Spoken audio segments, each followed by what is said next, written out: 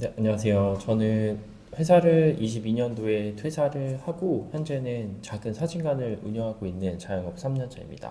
오늘은 퇴사하고 자영업을 시작하면서 진짜 몰라서 당황했던 그런 현실적인 이야기 두 가지를 말씀을 드리려고 해요. 특히 퇴사를 현재 고민 중이거나 자영업을 준비 중인 분들이라면 꼭 한 번쯤 생각해 보셔야 할 이야기입니다.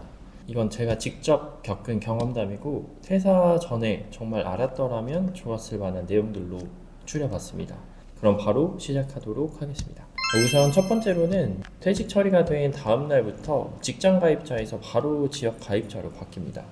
퇴사하고 건보료 폭탄을 맞는다, 뭐 이런 이야기들을 한 번씩 들어보셨을 거예요. 근데 이거는 준비를 하면 충분히 대비를 할 수 있습니다. 저도 퇴사하고 얼마 안 있어서 건강보험공단에서 고지서를 받았어요. 아, 내가 이제 직장 가입자가 아니라 지역 가입자가 됐구나 하고 실감이 났던 순간인데, 직장 다닐 때는 건강보험료가 월급에서 자동으로 빠지고 회사랑 반반 부담하니까 사실 금액이 피부로 크게 와닿지는 않았거든요. 근데 퇴사를 하고 지역 가입자가 되면 그 금액을 100% 전액 부담을 하게 됩니다. 그 순간은 정말 나 진짜 이제 퇴사했구나. 진짜 이제 열심히 살아야겠구나 하고 느끼게 돼요.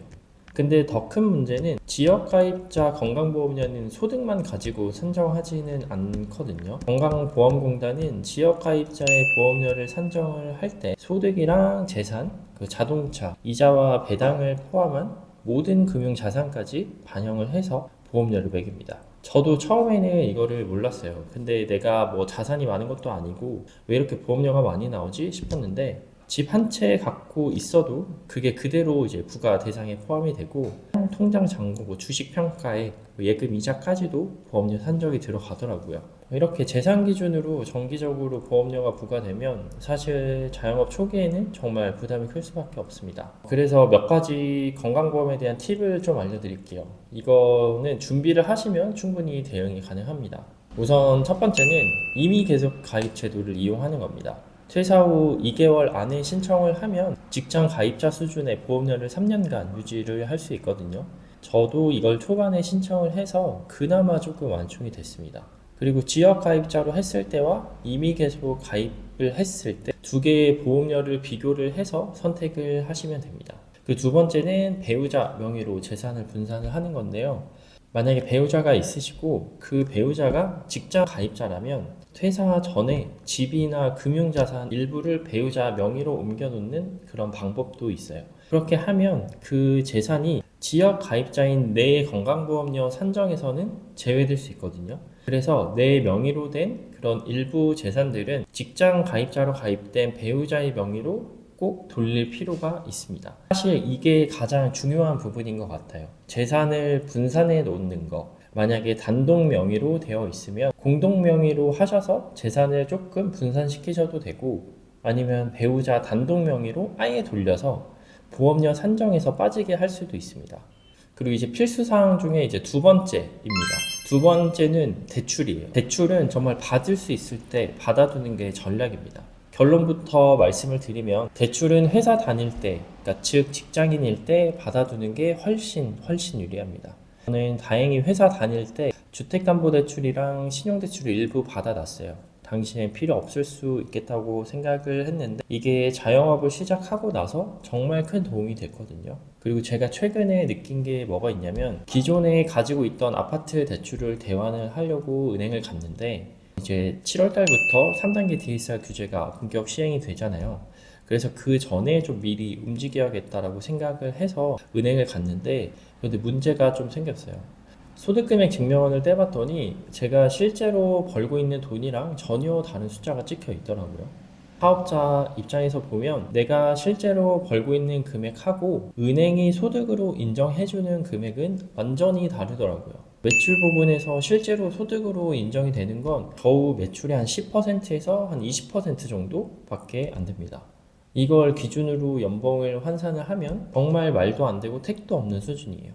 그래서 은행 입장에서는 사업자 소득은 조금 불안정하고 비용도 많다 보니까 보수적으로 잡을 수밖에 없다고 하더라고요. 그래서 은행에서 대출이 안 된다고 했을 때 그 순간엔 진짜 멘붕이 왔습니다. 제가 자영업을 하면서 뭐 이렇게까지 뭐 멘붕이 오고 약간 현타가 온 적이 없었는데, 이번에는 약간 좀 현타가 왔어요.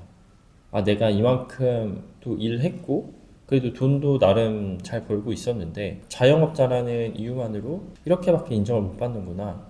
그걸 정말 뼈저리게 느낀 계기가 되었습니다. 이걸 경험하고 나서 확실히 깨달았어요. 대출은 정말 퇴사 전에 신용이 좋을 때, 소득이 명확할 때 받아야 한다. 그리고 그걸 필요할 때 쓰는 거, 이게 정말 훨씬 효율적이더라고요. 물론 제가 뭐 대출을 받으세요 무조건 권하는 거는 아닙니다. 하지만 좋은 대출은 분명히 있어요.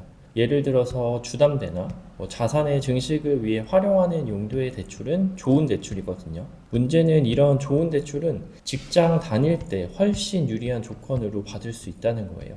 퇴사하고 나서 새로 대출을 받는 건 정말 어렵지만 기존에 받아둔 대출의 연장이나 갱신은 훨씬 생각보다 수월하게 할 수 있어요. 그래서 퇴사 전에 대출은 웬만하면 미리 받아 놓는 거를 강력히 추천드리고 싶고, 오늘 영상에서 제가 말씀드린 건보료랑 이 대출 두 가지는 정말 사소해 보이지만 자영업을 하면 생각보다 이게 현실적으로 체감이 되는 부분이거든요. 건보료랑 대출 이 두 가지는 퇴사하기 전에 꼭 한번 점검을 해 보셨으면 좋겠고, 준비된 퇴사와 준비 없는 퇴사는 진짜 하늘과 땅 차이입니다. 앞으로도 제가 또 기회가 된다면 자영업의 현실 있는 그대로 한번 보여드리는 영상을 찍어보도록 하겠고, 이 영상은 퇴사를 현재 뭐 앞두고 있거나 준비 중이거나 자영업을 하고 계신 분들이라면 영상 한 번씩 보시면서 꼭 도움이 되셨으면 좋겠고, 그럼 저는 또 다음 영상에서 뵙도록 하겠습니다. 건강하시고 자영업자들 화이팅입니다. 감사합니다. 빠이.